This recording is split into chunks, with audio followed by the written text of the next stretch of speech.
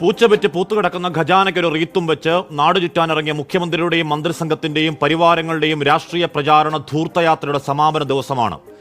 എല്ലാ തരത്തിലുമുള്ള വിലക്കയറ്റത്തിൽ നട്ടപ്രാന്തെടുത്ത് നിൽക്കുന്നവന്റെ കുത്തിനു പിടിച്ച് ക്ഷേമ പെൻഷൻ കൊടുക്കാനെന്ന് വ്യാജം പറഞ്ഞ് പിടിച്ചുപറിച്ചെടുത്ത അധിക നികുതിയിൽ ആ ക്ഷേമ പെൻഷൻ കിട്ടാത്ത പട്ടിണിപ്പാവങ്ങൾക്ക് മുന്നിൽ അണ്ടിപ്പരിപ്പ് പാലിൽ കുതിർത്തും കോഴിയും താറാവും മട്ടനും മപ്പാസും അടക്കം ഉരുട്ടി വിഴുങ്ങിയ പ്രഭാത വിരുന്നുകളും കോടികൾ മുടക്കിയ ഒരു രാജാവ് എഴുന്നള്ളിപ്പ് യാത്ര എന്ന നിലയ്ക്ക് മാത്രമല്ല ആ യാത്രയ്ക്ക് കേരളത്തിന്റെ രാഷ്ട്രീയ ചരിത്ര പുസ്തകത്തിൽ കുപ്രസിദ്ധി.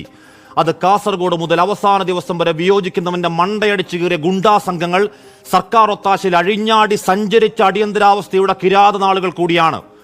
6 അടി 7 അടി കുറുവടിയന്തി അന്തിക്കമ്പല മുറ്റത്ത് എന്നൊക്കെ പണ്ടു നിങ്ങൾ RSSനെതിരെ വിളിച്ചു മറന്ന മുദ്രാവാക്യത്തിൽ പറഞ്ഞ അതേ ദണ്ഡകളുമേന്തി അക്രമി സംഘത്തിന്റെ റോന്തു ചുറ്റലിന് ചരിത്രത്തിലൊരു സമാനതയുണ്ട്. ബംഗാൾ എന്നാണ് പേര്. അധികം മുൻപല്ല.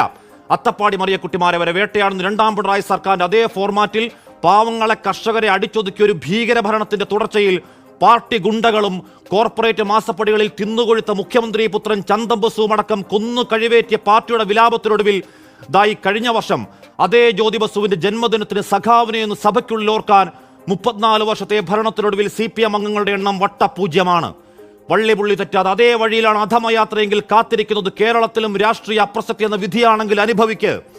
അന്ന് അറയ്ക്കുന്ന കാരണഭൂതൻ തിരുവാതിരയുടെ തുടർച്ചയിൽ ദൈവത്തിന്റെ വരദാനമെന്നും പാദസ്പർശം കൊണ്ട് പുണ്യം പ്രാപിച്ച മൈതാനമെന്നും ഒക്കെയുള്ള വാഴ്ത്തുപാട്ടുകൾ ഇടതുപക്ഷമേത് വലതുപക്ഷമേത് തമ്മിലെ വ്യത്യാസമെന്ത നേക്കും പൂക്കും അറിയാത്ത സൈബർ അടിമകൾക്ക് കോൾമയിൽ കൊള്ളുമെന്നല്ലാതെ കമ്മ്യൂണിസം തരിമ്പര് ഹൃദയത്തിലുള്ളവന് കേൾക്കുന്നത് ഓക്കാനമാണ്.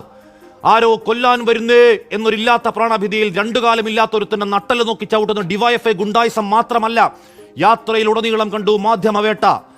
30 സെക്കൻഡ് വീതമുള്ള 3.25 ഫോൺ കോളും വെച്ച് ഗൂഢാലോചന വധശ്രമം എന്നൊക്കെ വിരട്ടിയങ്ങ് മൂക്കിൽ കയറ്റാനാണെങ്കിൽ കയറ്റ്, നമുക്ക് നോക്കാം. കൂട്ടത്തിലൊരുത്തിയെ വിനീതയ്ക്കൊരു പോറൽ പോലും ഏൽക്കാതെ സംരക്ഷിക്കാൻ ചേർത്ത് പിടിക്കാൻ ഞങ്ങൾക്കറിയാം നവസഖാക്കളെ.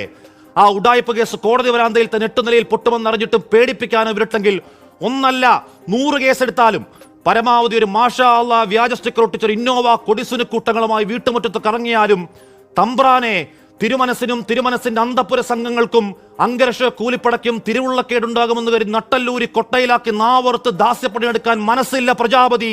അപദാനങ്ങളുടെ വാഴ്ത്തുപാട്ട് സംഘങ്ങളുടെ അശ്ലീല കോറസിന് നടുവിലും മഹാരാജാവെ പട്ടാപ്പകലും നിങ്ങൾ നഗ്നനാണ്. പ്രിയ പ്രേക്ഷകർക്ക്